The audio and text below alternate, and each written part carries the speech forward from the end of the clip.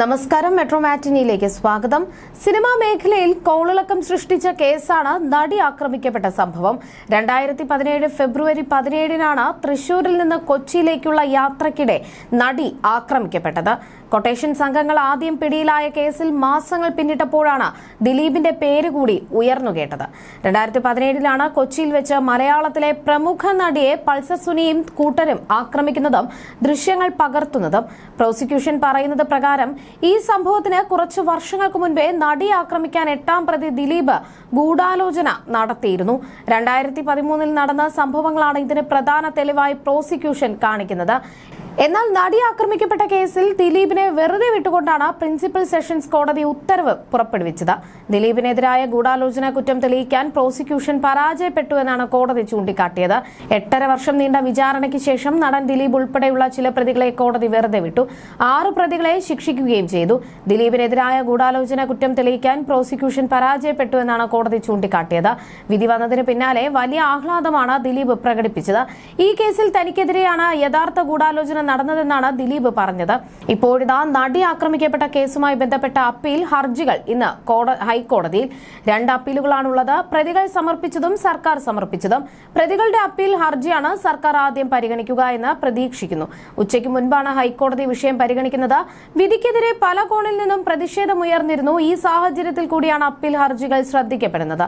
Pulsar Suni ഉൾപ്പെടെയുള്ള പ്രതികൾ ആവശ്യപ്പെടുന്നത് ശിക്ഷ മരവിപ്പിച്ച് വെറുതെ വിടണം എന്നാണ്. അതേസമയം സർക്കാർ ആവശ്യപ്പെടുന്നത് ദിലീപ് ഉൾപ്പെടെ വെറുതെ വിട്ടവരെ ശിക്ഷിക്കണം, നേരത്തെ ശിക്ഷിക്കപ്പെട്ടവരുടെ ശിക്ഷ വർദ്ധിപ്പിക്കണം എന്നുമാണ്. വാദം പൂർത്തിയായാൽ ഹൈക്കോടതി ഇക്കാര്യത്തിൽ വേഗത്തിൽ അന്തിമ തീരുമാനമെടുക്കും. വിചാരണ കോടതി ശിക്ഷിച്ചാൽ പ്രതികൾ മേൽക്കോടതിയിൽ അപ്പീൽ സമർപ്പിക്കുന്നത് സ്വാഭാവിക നടപടിയാണ്. പ്രതിഭാഗത്തിന്റെയും സർക്കാരിന്റെയും അഭിപ്രായം കേട്ട ശേഷം വിചാരണ കോടതിയുടെ വിധി കൂടി പരിശോധിച്ച് ഹൈക്കോടതി ഹർജിയിൽ തീർപ്പ് കൽപ്പിക്കും. ചില കേസുകളിൽ ശിക്ഷ താൽക്കാലികമായി സ്റ്റേ ചെയ്ത് പ്രതികൾക്ക് ജാമ്യം നൽകാറുണ്ട്. ശേഷം അപ്പീൽ ഹർജിയിൽ തീരുമാനം പ്രഖ്യാപിക്കുന്നതുവരെ പ്രതികൾക്ക് പുറത്തിറങ്ങാൻ അവസരം ലഭിക്കും. എന്നാൽ നടിയുടെ കേസിൽ ഇതിന് സാധ്യത കുറവാണ്. മാധ്യമ ശ്രദ്ധ ഇത്രയധികം ലഭിച്ച കേസ് സമീപകാലത്ത് മറ്റൊന്നില്ല. അതുകൊണ്ട് തന്നെ ഹൈക്കോടതി എടുക്കുന്ന തീരുമാനം വളരെ ചർച്ചയാകാനും സാധ്യതയുണ്ട്. പ്രോസിക്യൂഷന്റെ അപ്പീലിൽ ദിലീപിനെതിരെ കോടതി നടപടി സ്വീകരിക്കുമോ എന്നാണ് ശ്രദ്ധിക്കപ്പെടുന്ന മറ്റൊരു കാര്യം. നടനെതിരെ എന്ത് നിലപാട് സ്വീകരിച്ചാലും വലിയ ചർച്ചയാകും. ദിലീപ് നൽകിയ കൊട്ടേഷനാണ് നടി ആക്രമിക്കപ്പെട്ട സംഭവം എന്നായിരുന്നു പ്രോസിക്യൂഷൻ വാദം.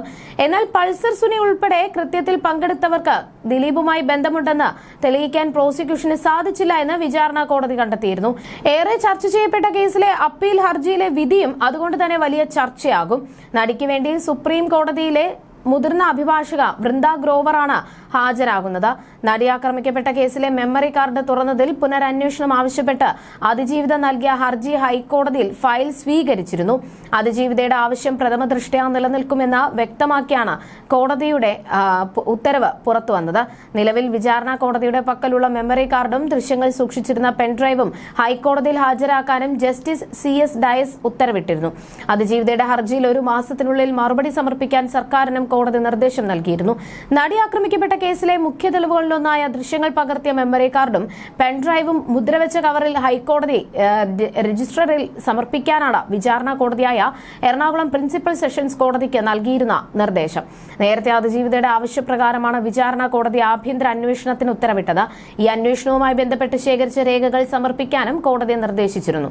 മുൻ അങ്കമാലി മജിസ്ട്രേറ്റ്, ജില്ലാ കോടതിയിലെ ബെഞ്ച് ക്ലർക്ക് മഹേഷ് മോഹൻ, വിചാരണ കോടതി ശിരസ്തദാർ താജുദ്ദീൻ എന്നിവർ മെമ്മറി കാർഡ് നിയമവിരുദ്ധമായി തുറന്നു പരിശോധിച്ചു എന്നായിരുന്നു എറണാകുളം ജില്ലാ സെഷൻസ് ജഡ്ജി സമർപ്പിച്ച അന്വേഷണ റിപ്പോർട്ടിലുണ്ടായിരുന്നത്.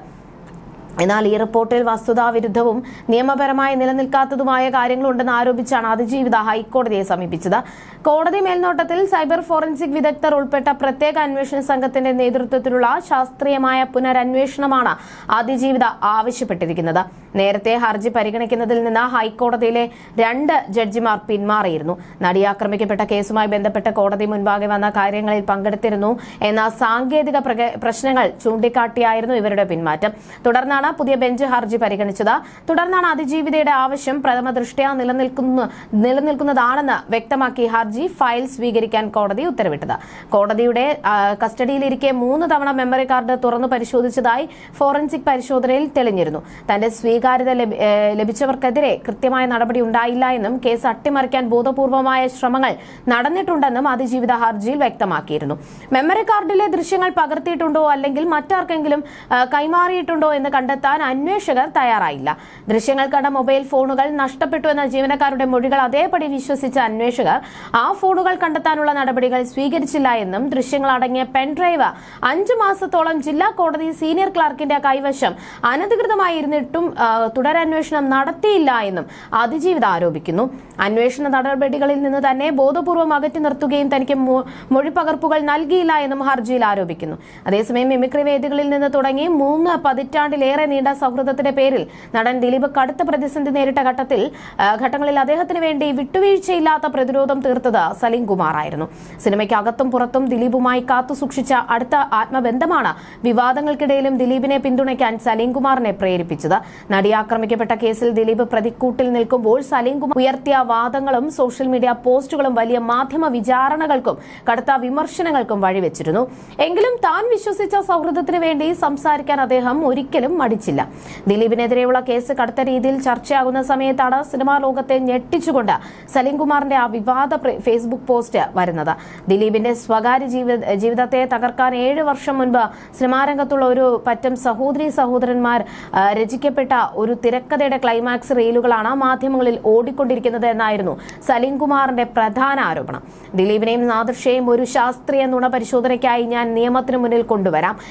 ഇവരെ ക്രൂശിലേറ്റാൻ ശ്രമിക്കുന്നവർ ചെയ്യേണ്ടത് ഒരു കാര്യം മാത്രം: പൾസർ സുനിയെയും ഇരയായ പ്രമുഖ നടിയെയും ഇതേ നിയമത്തിന്റെ മുന്നിൽ നുണ പരിശോധനയ്ക്കായി കൊണ്ടുവരിക. അതോടെ പ്രശ്നങ്ങൾ തീരും. ഈ പ്രസ്താവന വലിയ രീതിയിൽ വിവാദമാവുകയും നടി കള്ളം പറയുന്നു എന്ന സൂചനയാണ് സലീം കുമാർ നൽകുന്നതെന്ന ആക്ഷേപം ശക്തമാവുകയും ചെയ്തു. നടിക്കെതിരായ ഈ പരാമർശം വലിയ ജനരോഷത്തിന് കാരണമായതോടെയാണ് സലീം കുമാർ പിന്നീട് പരസ്യമായി മാപ്പപേക്ഷയുമായി രംഗത്തെത്തിയത്. പിന്നീട് ദ ന്യൂ ഇന്ത്യൻ എക്സ്പ്രസ് പത്രത്തിന് നൽകിയ അഭിമുഖത്തിൽ താൻ എന്തിനാണ് ദിലീപിനെ വിശ്വസിച്ചത് എന്ന് സലീം കുമാർ വ്യക്തമാക്കുന്നുണ്ട്. കേസിനെ കുറിച്ച് ദിലീപിനോട് അദ്ദേഹം നേരിട്ട് സംസാരിച്ചിരുന്നു. താൻ തെറ്റുകാരനല്ല എന്നും ഒന്നും ചെയ്തിട്ടില്ല എന്നുമാണ് ദിലീപ് സലീം കുമാറിനോട് പറഞ്ഞത്. നീ അത് ചെയ്തിട്ടുണ്ടോ, സത്യം പറയാനെന്ന് ആവശ്യപ്പെട്ടപ്പോൾ തന്റെ മക്കളെ പിടിച്ചാണ് ദിലീപ് സലീം കുമാറിന് മുന്നിൽ സത്യം ചെയ്തത്. ഒരു മനുഷ്യനായിട്ടുള്ള ഒരാൾക്കും അങ്ങനെ ഒരു ക്രൂരമായ കൃത്യം ചെയ്യാൻ പറ്റില്ല എന്നും ദിലീപ് അങ്ങനെ ചെയ്തിട്ടുണ്ടാവില്ല എന്ന് വിശ്വസിക്കാനാണ് തനിക്കിഷ്ടമെന്നും സലീം കുമാർ തുറന്നു പറഞ്ഞു. അതൊരു സുഹൃത്തിന്റെ വിശ്വാസമായിരുന്നു. ചിലപ്പോൾ അത് ശരിയാകാം, അല്ലെങ്കിൽ തെറ്റാകാം. എങ്കിലും കോടതിയുടെ മുന്നിൽ ഇരിക്കുന്ന കാര്യത്തിൽ മുൻകൂട്ടി ജഡ്ജ് ചെയ്യാൻ നമ്മൾ ആരുമല്ല എന്ന നിലപാടാണ് അദ്ദേഹം മുന്നോട്ട് വെച്ചത്. ദിലീപ് ചാനൽ പരിപാടികളിൽ പറഞ്ഞതും സലീം കുമാർ ഫേസ്ബുക്കിൽ കുറിച്ചതുമായ കാര്യങ്ങൾ ഒരേ രീതിയിലുള്ളവയായിരുന്നു. വിചാരണ സമയത്ത് സിനിമയ്ക്കുള്ളിൽ നിന്ന് വരുന്ന ഇത്തരം അനുകൂല പ്രസ്താവനകൾ പൾസർ സുനിയുടെ അഭിഭാഷകന് കോടതിയിൽ ആയുധമാക്കാൻ കഴിയുമെന്ന ആശങ്ക അന്ന് സിനിമാ രംഗത്തുള്ള ഒരു വിഭാഗം ഉയർത്തിയിരുന്നു. ആക്രമിക്കപ്പെട്ട ദൃശ്യങ്ങൾ കണ്ടെത്താത്ത സാഹചര്യത്തിൽ പീഡനം നടന്നുവെന്ന വാദം തള്ളാൻ ഇത്തരം സാഹചര്യങ്ങൾ ദിലീപും കൂട്ടരും ബോധപൂർവം സൃഷ്ടിക്കുകയാണോ എന്ന സംശയവും ഉയർന്നിരുന്നു. You're watching me on metromatney.com. metromatney.com. Subscribe for more videos. Subscribe here for more videos. Subscribe now. Thank you.